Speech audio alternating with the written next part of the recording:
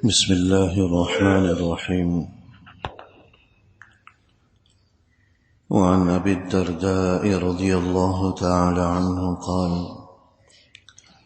بينما نحن عند رسول الله صلى الله عليه وسلم نتذاكر ما يكون، إذ قال رسول الله صلى الله عليه وسلم: إذا سمعتم بجبل زال عن مكانه فصدقوه، وإذا سمعتم برجل تغير عن خلقه فلا تصدقوا به، فإنه يصير إلى ما جبل عليه۔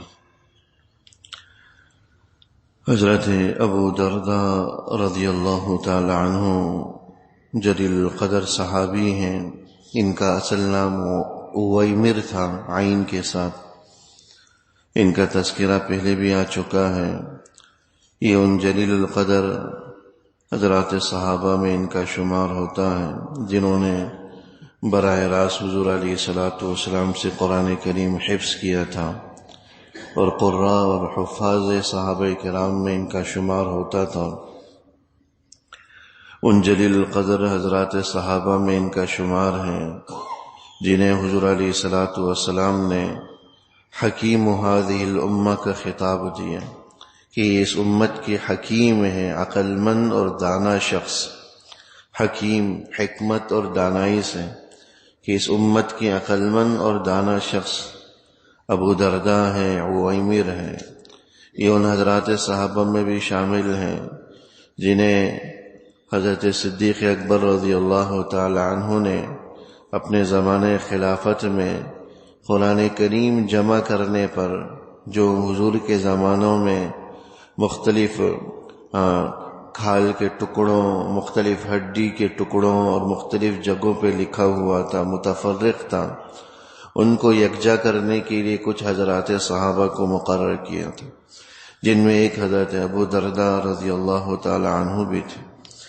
فرماتے ہیں کہ بینما نحن عند رسول اللہ صلی اللہ علیہ وسلم نتذاکر ما یکون، کہ ایک دن ہم حضور علیہ الصلوۃ والسلام کے پاس ہی تشریف بیٹھے ہوئے تھے، نتذاکر ما یکون، اور ہم آپس میں اس بات کا مذاکرہ کر رہے تھے کہ آنے والے دنوں میں کیا واقعات، کیا حالات پیش آئیں گے، یعنی مستقبل کے حوالے سے کچھ اندازے اور کچھ تخمینے لگا رہے تھے، یعنی موجودہ صورتحال کو دیکھ کر آنے والے حالات کے حوالے سے ہم گفتگو کر رہے تھے۔ اذ قال رسول اللہ صلی اللہ علیہ وسلم، اسی دوران حضور علیہ الصلوۃ والسلام نے فرمایا کہ اذا سمعتم بجبل زال عن مکانہ فصدقوا، جب تم کسی سے یہ سنو کہ پہاڑ اپنی جگہ سے ٹل چکا ہے، اپنی جگہ سے ہل چکا ہے، فصدقوہ، تو اس کی تصدیق کر لو اور اس کو سچا قرار دو۔ وَإِذَا سَمِعْتُمْ بِرَجُلٍ تَغَيَّرَ عَنْ خُلْقِهِ فَلَا تُصَدِّقُوا بِهِ، لیکن اگر کسی آدمی کے بارے میں سن لو کہ اس نے اپنی فطری عادت کو، پیدائشی عادت کو تبدیل کر لی ہے، تو فلا تصدقوا بھی، تو اس کی ہرگز تصدیق نہ کرنا۔ فإنه يصير إلى ما جبل عليه، کیونکہ بالآخر وہ اپنی فطرت اور اپنی فطری صفت کی طرف اور فطری خصلت کی طرف بالآخر وہ لوٹ آئے گا۔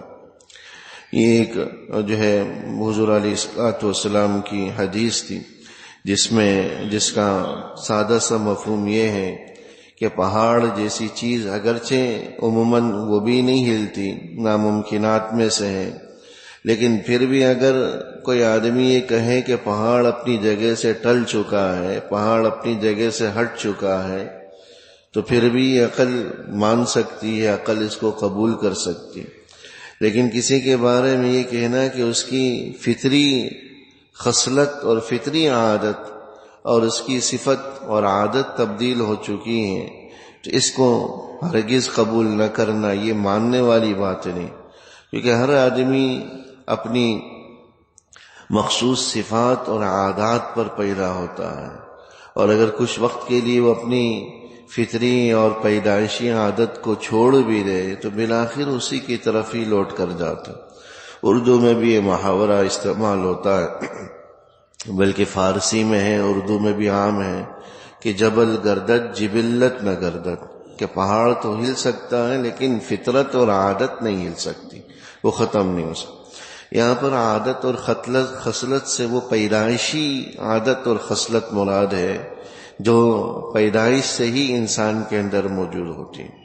کچھ عادتیں ایسی ہوتی ہیں جو خصلتیں ایسی ہوتی ہیں جو خلقی اور پیدائشی ہوتی ہیں۔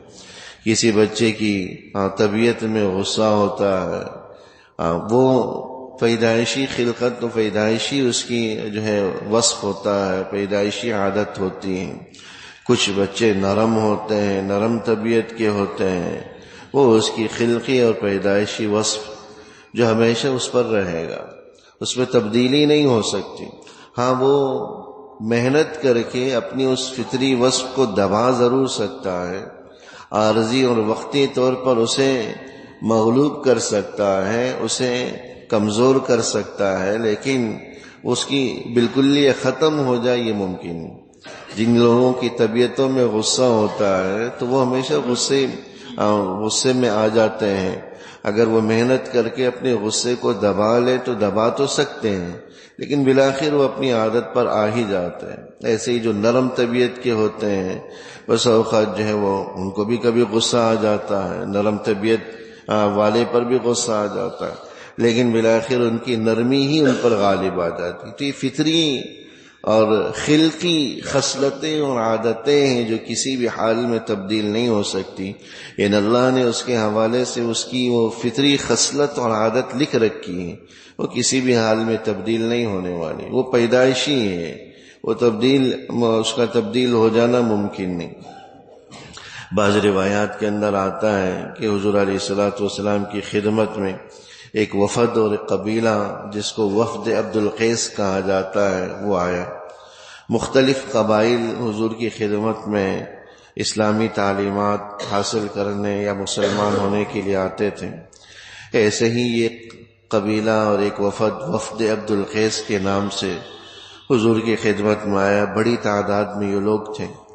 جیسے ہی یہ مدینہ پہنچے اور مسجد نبوی کے قریب پہنچے تو اپنے سامان کو وہیں پھینک دیا، حضور سے ملاقات کی۔ اتنی جلدی تھی کہ نہ سامان کو سمیٹا نہ جانوروں کو کہیں باندھا، جانور بھی وہیں چھوڑ دیے، سامان بھی پھینک کر دوڑے دوڑے مسجد کی طرف چلے۔ شوق حضور کی ملاقات کا ایسا ان پر غالب تھا کہ نہ سامان کی فکر ہوئی نہ اپنے جانور کی فکر ہوئی، دوڑے دوڑے حضور کی خدمت میں جانے کے لیے۔ لیکن انہی میں یہ ایک شخص تھا جس کو اشج عبد القیس کہا جاتا تھا۔ اس نے سب کے سامان کو سمیٹا، اس نے سب کے جانوروں کو اس نے جو ہے دیوار کسی اس کے ساتھ پتھر کے ساتھ یا کسی درخت کے تنے کے ساتھ باندھا، اور پھر اپنے کپڑے بھی تبدیل کیے، نہا دھو کر صاف ستھرا ہو کر آرام سے اطمینان سے حضور کی خدمت میں گئے۔ اور حضور علیہ الصلوۃ والسلام نے اسے دیکھ کر ہی کہا کہ اشج عبد القیس، تمہارے اندر دو خصلتیں ایسی ہیں جو اللہ کو بڑی پسند ہیں، جو اللہ کو بڑی پسند ہے۔ ایک حلم کی ہے اور ایک اناعت کی ہے، الحلم والاناعت۔ ایک حلم کی خصلت ہے، حلم کہتے ہیں تحمل، بردباری اور برداشت کی، کہ وہ آپے سے باہر نہیں ہوتے، ہر حال میں اپنے قابو میں رہتے ہیں، ہر چیز کو برداشت کر جاتے ہیں، تحمل اس کے اندر موجود ہے۔ اور اناعت کہتے ہیں اطمینان اور وقار کو، جلد بازی سے گریز کرنے کو۔ یہ کسی بھی چیز میں جلد بازی نہیں ہے، اطمینان اور سکون کے ساتھ، وقار کے ساتھ ہر کام کرنا، جیسا کہ اس نے کیا۔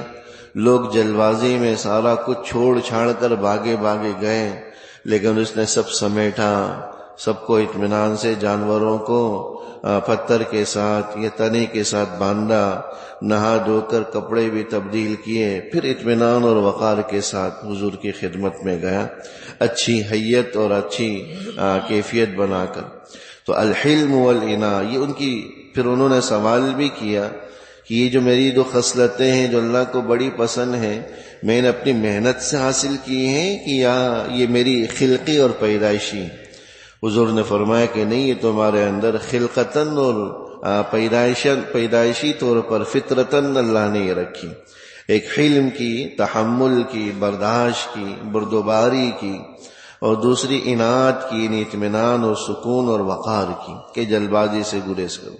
تو ہر آدمی کے اندر کچھ فطری اور خلقی عادتیں اور صفتیں ہوتی ہیں جو بہر صورت اس کے اندر موجود ہوتی ہیں۔ وقتی طور پر وہ اسے دبا سکتا ہے لیکن اسے بالکل زائل اور ختم نہیں کر سکتا۔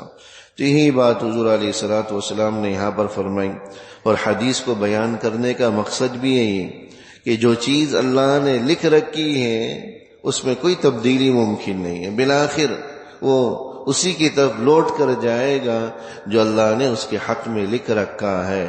بھلے ایک آدمی پوری زندگی کفر پر رہے لیکن اللہ نے اس کے حق میں جنتی ہونے کا لکھ رکھا ہے، تو بالآخر وہ ایمان قبول کرے گا، جنت کی طرف جائے گا۔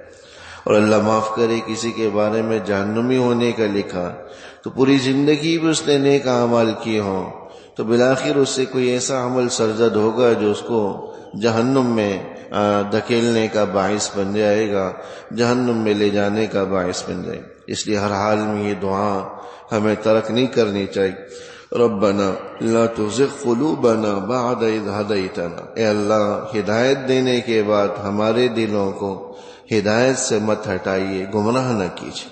یہ دعا ہماری روزمرہ کی دعاؤں میں شامل ہونی چاہیے۔ یہ ایسی دعا ہے جو ہماری آخرت سے متعلق ہے۔ ہم روزمرہ کی دعائیں وہ مانگتے جو ہماری دنیا سے متعلق ہوتی، اے اللہ صحت دے، فلاں مسئلہ حل کر، یہ فلاں پریشانی حل کر، یہ مصیبت دور فرما، یہ سب ہماری دنیا سے متعلق ہے، آخرت سے متعلق نہیں۔ حالانکہ ہر چیز میں انسان کو اپنی آخرت کو ترجیح دینی چاہیے۔